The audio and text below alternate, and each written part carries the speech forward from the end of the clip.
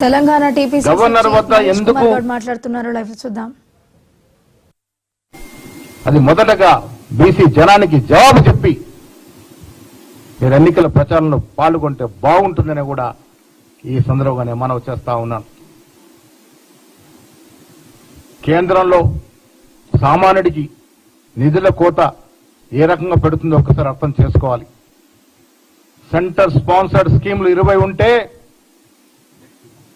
17 స్కీములకి నిధులు కొరత పెట్టారు.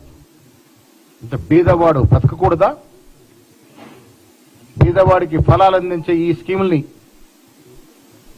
క్రమేణా కోతలు పెడుతూ ఎత్తేసే ప్రయత్నాలు చేస్తా ఉన్నారు.